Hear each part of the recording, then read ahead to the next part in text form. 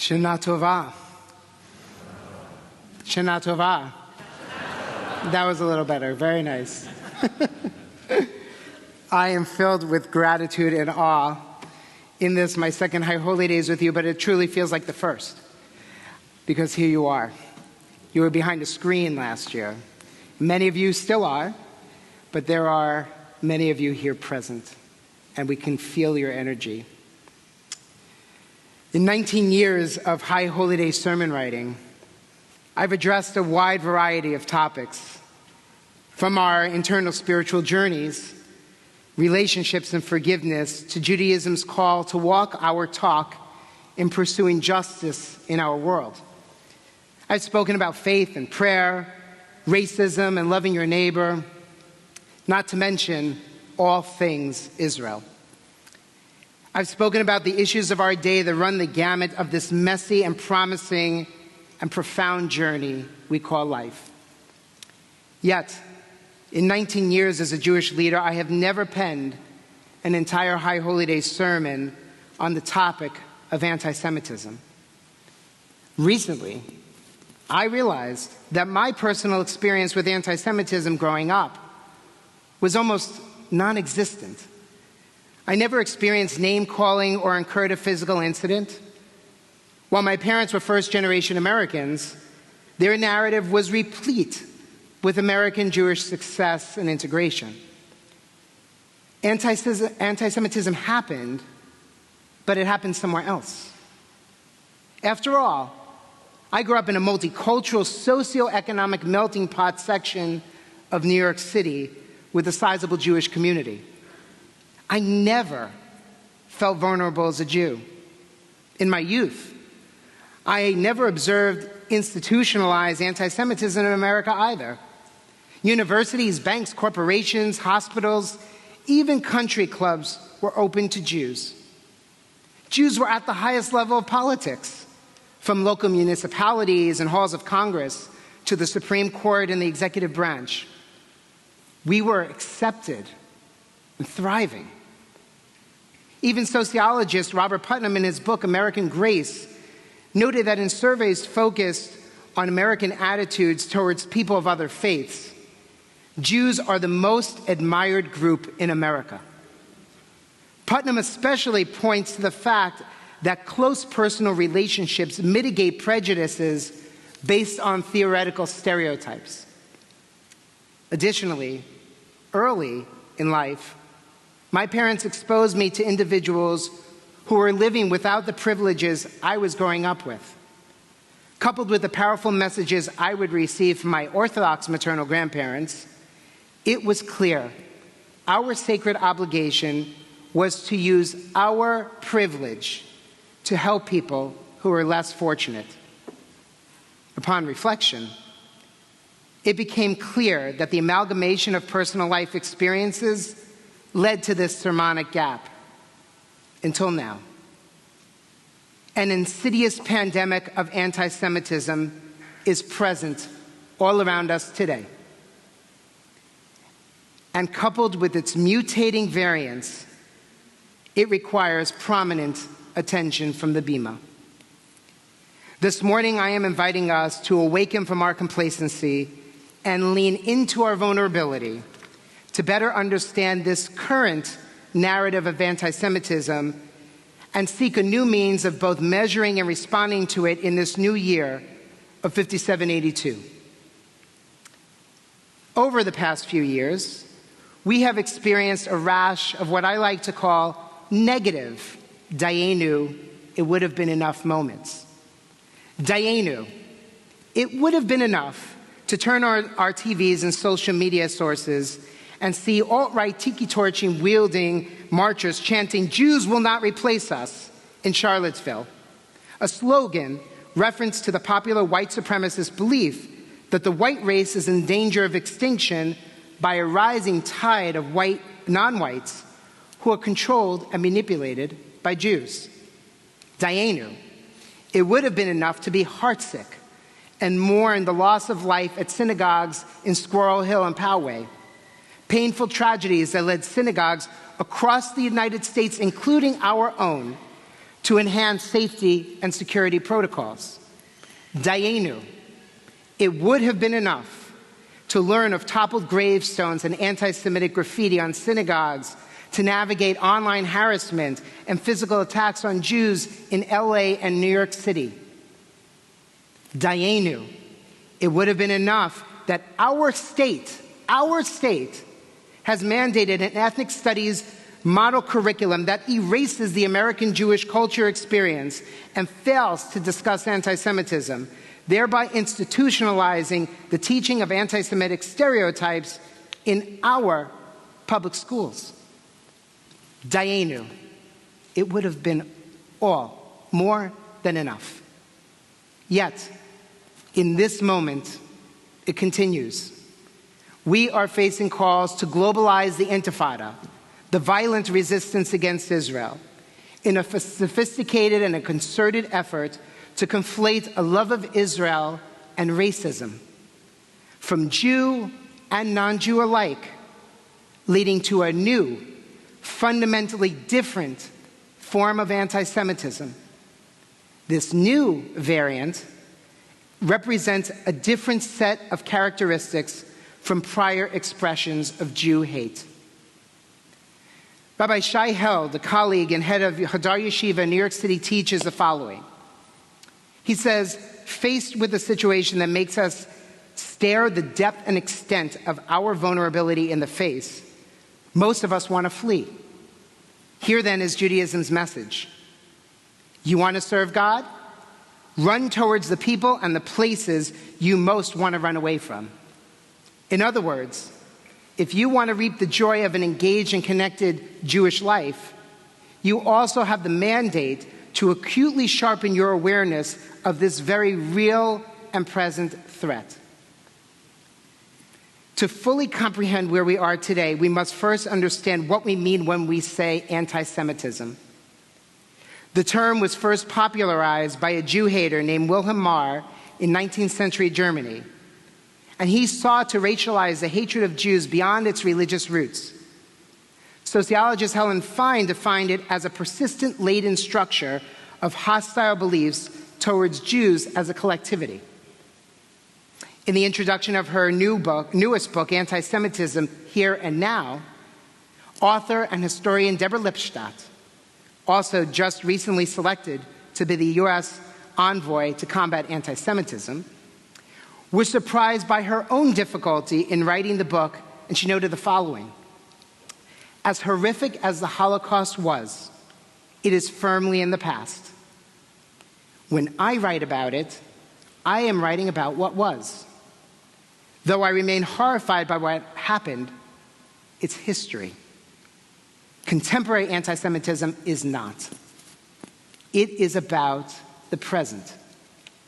It is what many people are doing, are saying, and facing now. Lipstadt thoughtfully examines the state of anti-Semitism right now, noting that the uptick in the amount of attacks is important for pragmatic purposes, but those numbers alone should not drive our concern only. She explains further, what should alarm us is that human beings continue to believe in a conspiracy that demonizes Jews and sees them as evil. It is a worldview, a conspiracy theory. She continues, it is obvious that if Jews are being targeted with hateful rhetoric and prejudice, other minorities should not feel immune. This is not likely to end with these groups either. Anti-Semitism flourishes in a society that is intolerant of others, be they immigrants or racial or religious minorities. The existence of Jew hatred within a society is an indication that something about the entire society is amiss. No healthy society harbors extensive anti-Semitism or any other form of hatred. Lipstadt goes on and suggests that there are 4 categories of the anti-Semite: the extremist, the dinner party, the clueless, and the enabler anti-Semite. The extremist. The extremist holds ideologies that include a fundamental belief that America is meant exclusively for white Christians. A major difference between today's extremists and those of World War II is the change in their packaging. They've decided to project a normal image: clean-cut, well-dressed, no swastikas or Nazi regalia. They hope to go mainstream and to normalize their beliefs in a way never before achieved. The dinner party anti-Semite. Lipstadt describes this anti-Semite as polite and someone who's got Jewish business associates, was horrified by Charlottesville, and has donated to the local Holocaust Museum. But when the town council is considering a zoning variance to allow for the construction of another synagogue in the neighborhood, we might be familiar with that in San Diego, this fellow is the head of the opposition. Let's think for a minute about what this will do to the character of our neighborhood, he'll say, and he'll mention that he's hired a new associate and casually mention that she's a Jew. But assure those listening to him that she's not a typical Jew. The clueless anti-Semite. The clueless anti-Semite doesn't seem to know that their words are hateful or discriminatory. You might recall a reading of a Jeffersonville, Indiana city council member in response to a fire department employee requesting a new truck. And she said to him, "Did you mention that you called about that truck and actually what I called Jewed them down?" When confronted, she noticed that it was not meant to be insensitive, anti-Semitic, or offensive. Hence, the clueless anti-Semite. The anti-Semitic enabler. This one falls into two categories. First, the one who hates Jews for utilitarian, like political purposes, and the second, those whose ideology has nothing to do with Jews specifically, but where Jews are part. Both categories enable anti-Semitism to make its way into the mainstream, and both are prevalent on both the left and the right sides of the aisle here in America. From the right, we find pervasive comments, suggestions, and retweets of active white nationalists and supremacists, including many old stereotypes about Jews and money and world domination. The enabler also has the inability to condemn blatant anti-Semitic attacks and comments. As painful as these familiar enablers are, recent violence and unrest in the Middle East has emboldened a newer type of enabler, an automatic sympathizer for whomever appears to be the underdog or the oppressed. For them, anyone assumed to be white, wealthy, or associated with a group that seems to be privileged cannot, by definition, be a victim. In the U.S., we see this type of anti-Semitism painfully articulated in the rhetoric of figures like Ilhan Omar and Rashida Tlaib, whose accusations against Israel's treatment of Palestinians seems to encompass all Jews, and level toxic dual loyalty charges against Americans who support the U.S.-Israel relationship, further supporting calls for Israel's disappearance altogether.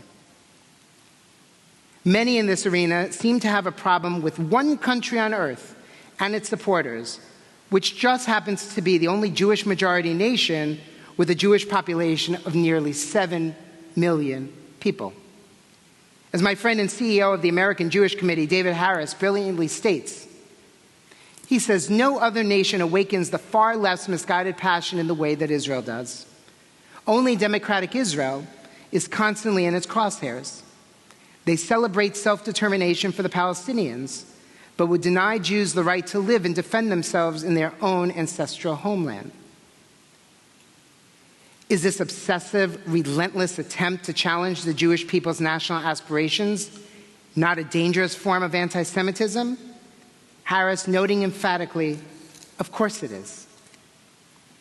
Additionally, meaningful arguments for intersectionality among social justice circles often appear to exclude Jews as either victims or fellow justice warriors, and some of you have even come to me with these concerns.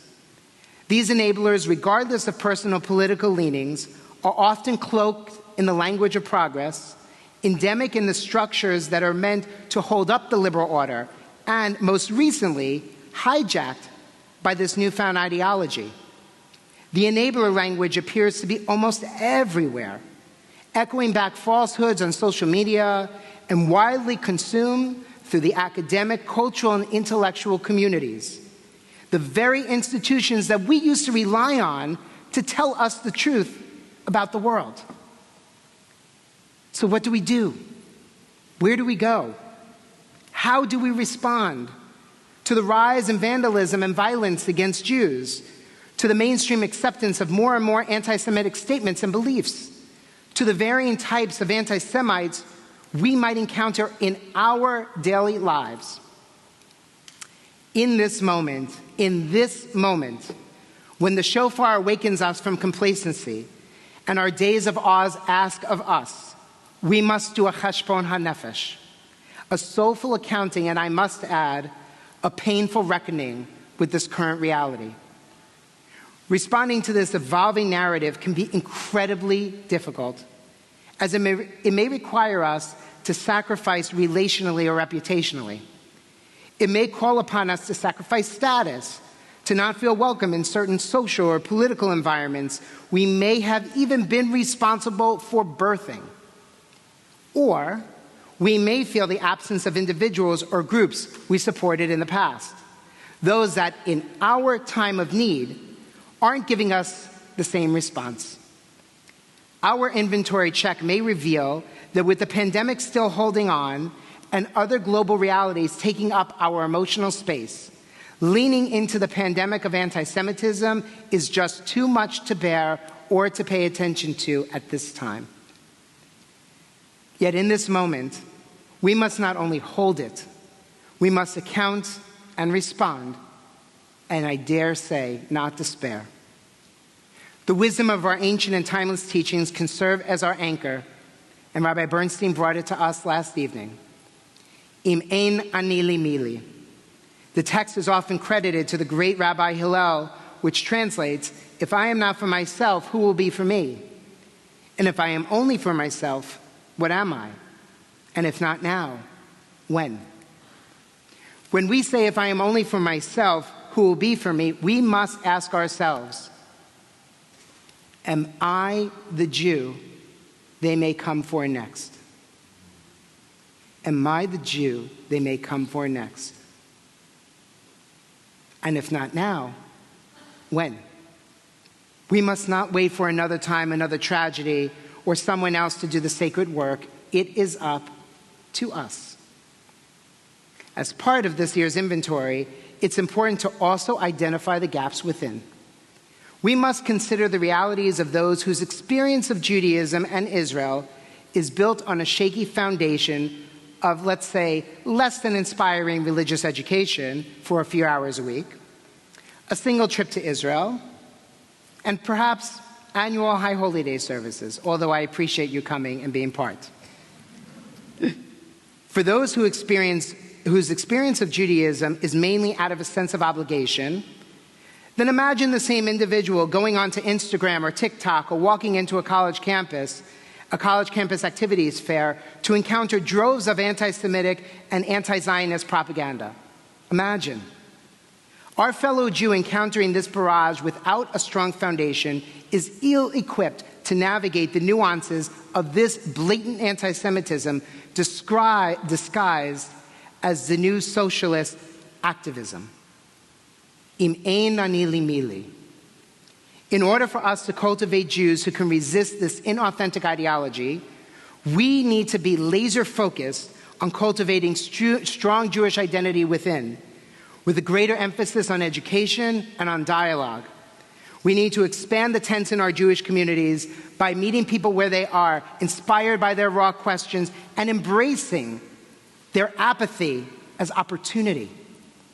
We need to reinforce Jewish identity as compelling and as necessary, a Judaism that means more than any other part of one's identity, a Judaism that doesn't feel like an obligation or a burden, but one that feels like the honor and the privilege of our lives.